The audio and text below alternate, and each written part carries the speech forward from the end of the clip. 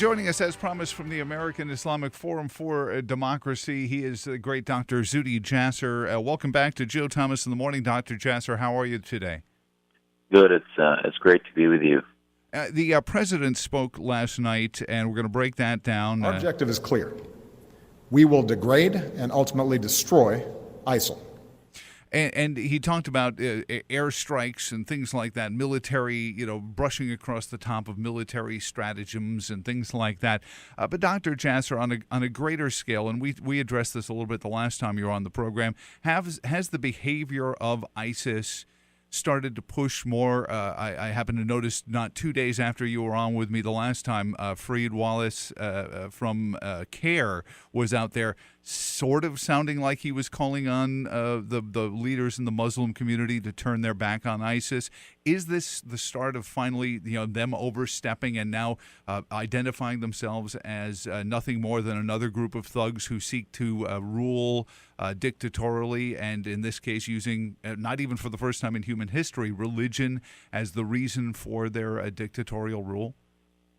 Well, there's no doubt that that has begun, and that ultimately even the countries that created this monster from their ideology, like Saudi Arabia, which really rationally has a hard time separating itself from ISIS, other than the fact that it is much less openly barbaric, but yet the way it treats Christians, the way it treats minorities, the Islamic law part is all, eerily similar.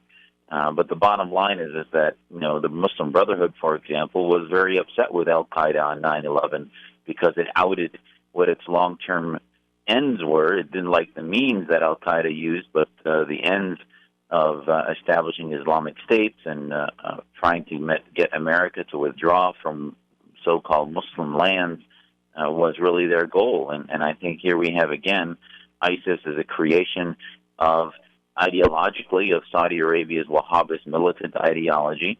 Functionally, it's a creation of Assad. He has radicalized the Syrian population and created a vacuum that he has really allowed ISIS to grow while he decimated genocidally the moderate Syrian population. So ultimately, this is a confluence where groups like ISIS are two sides of the same coin as these genocidal dictators like Assad. And meanwhile, now, as they arise, we continue this whack-a-mole program where we try to, say that, as the president said, it's a counterterrorism program. This isn't just counterterrorism. This is an ideological battle. The president gave lip service to the fact that one of his 4 points of his strategy, I guess you can call it that, is the counter-ideology, but yet he never named what it is. He said what it isn't. He said it's not Islamic. Okay, fine, I'm Muslim, I can appreciate that, but it is Islamism, and he didn't want to address that. Well, and it's never-ending, this avoidance of the jihadist movement and separating it from those who just go to their mosque each morning and understand that that word there in the Declaration of Independence is so seminal to the United States experience, that it's your creator, not my creator, not somebody else's creator, you and your individual relationship with your creators, where you gain your natural rights that you come into this world with. And I think part of that is what the ISIS and the jihadists use against us, Zuhdi. But is it finally starting to get to the point where more people are calling you or going to AIFdemocracy.org and saying, yes, we want to stand out? I haven't seen a lot of it in the local media, but even nationally, as I mentioned, even CARE is starting to saying, yeah, that isn't exactly what we're about. I mean, it's the first time, and thank goodness finally some people are moving, but this has to be a groundswell of people saying, this isn't us, this is just another, whether it's you lump them in with Che Guevara or the Perones or Robespierre or whoever has, Lenin and Stalin, anyone who has sought dominion, dictatorially rule over people. They're nothing new. They're nothing special. They're using religion as the weapon, but they're not even new at that. People have been using religion as a weapon for a long time too. So to give them this sanctity, it bothers me. I don't want to give them this sanctity of like, ooh, they've created some new paradigm, outside of the fact that it's not state sponsored. In as much as you mentioned, Assad sort of helped create them, gives them safe haven, and in Afghanistan they were being used as the ersatz Stasi. Yeah, I think, in some ways you're right. I agree that there is more attention to what we're doing, that this is an ideological battle, that groups like ours at the American Islamic Forum are necessary, that there is reform that has to happen, that the West has to take sides within the House of Islam. But on the other hand, the old paradigm of these Muslim Brotherhood legacy groups like CARE and Muslim Public Affairs Council that want to ignore the theological component, that don't want to acknowledge that this is a sign of reform. I mean, let me give you an example. Okay. If you read Nihad Awad's piece in Time magazine last week, he's the head of Council on American Islamic Relations. He said ISIS is not only not Islamic, it's anti-Islamic, was the head of his title of his piece. And he said the reason we know this, he said, was if you look at the Islamic countries of the OIC, they've condemned ISIS, and he called them the Muslim UN.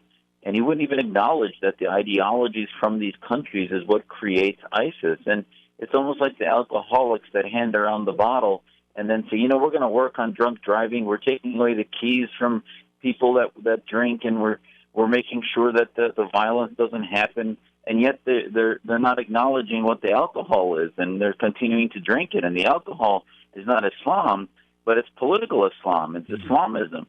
And they don't even want to talk about it. The president, I yesterday, as I'm watching the speech at home, I called him the takfiri in chief. Takfir is when you say who is a Muslim and who is not. And all of a sudden the president seems to be in the business of telling us who's Muslim and who is not. And it may be a lot neater and a nicer package for us to say, well, they're not Islamic, but it defers, it continues this denial of acknowledging what is the 12-step program we have to undertake to treat this problem, which is that we have some reforms towards modernity and obstacles that many large, very influential, powerful institutions like Saudi Arabia are putting up in front of us. Is there something, and on the 13th anniversary of the terrorist attacks, Dr. Jasser, I want to finish up with this. I know we've got to let you go. You're very busy this morning. But on the 13th anniversary of the terror attacks, the second anniversary of the assault on our safe house in Benghazi, I feel like over the last 13 years, we really have, on several instances, just whiffed at or ignored the instances that we should have been going after in the zeal for the Patriot Act and all these other things. We haven't addressed as a world community at The Hague or through there. How do nations deal with terrorism? How do you deal with it? Whether it be lessons learned from the IRA and now Islamists. Or how do you set aside so that a country doesn't have to worry about being considered a war criminal because they're conducting a war just against a stateless enemy? It was one of those things that I think we really have lost over the last 13 years. You would have thought there would have been some discussion about this. Yeah, I think you hit the nail on the head as we commemorate and memorialize all those that lost their lives on 9/11 today, and try to think, have we made progress for them? Did they lose their lives in vain? And we've had not only 9/11, but November 5th, 2009 at Fort Hood, 7/7 in Britain. We had April 15th with the Boston bombing, and on and on. We have over 300 Muslims now serving in ISIS and our threats to the homeland as jihadists. And, as we look at this threat, we realize that three things. One is we can't sacrifice freedom for security, obviously, as many of our scholars and founding fathers have said before. Mm-hmm. And that will not work. That'll radicalize Muslims. It'll take away the liberty exactly the way the terrorists want. Secondly, the problem is not just that last step of militancy. It's not just violent extremism, as the government wants to say. There's an ideology there. So the way to combat terrorism is, yes, be strong, no compromise, no negotiation with terrorists, and you destroy them militarily when they become terrorists. But before that, they're not coming out of thin air. They're coming out of an ideology. And we as a global community, just like in the Cold War, we determined Soviet communism was the problem, but communists that were non-Soviet were not the solution. And Islamists that are not Al-Qaeda are not the solution. They are the problem. And we need to engage Muslim reformers as part of that solution. And sadly, that most important element, the iceberg under that tip we're dealing with of radicalism, has just not been addressed now, even 13 years post 9/11. Well, Dr. Jasser, I do appreciate some time this morning, and I'm sure we'll see you around on the TV shows as well. But he is also, I remind, a great book for picking up, maybe even holiday gift giving, is the Battle for the Soul of Islam. The book, I guess, it's been out a year now, a little bit more, Dr. Jasser. Yes, it came out in late 2012. Well, I hope people continue to pick it up and share it around, and go to AIFdemocracy.org. Thank you, sir. You have a wonderful day, and thanks for taking some time out with me. You too. Anytime, Joe. Thank you.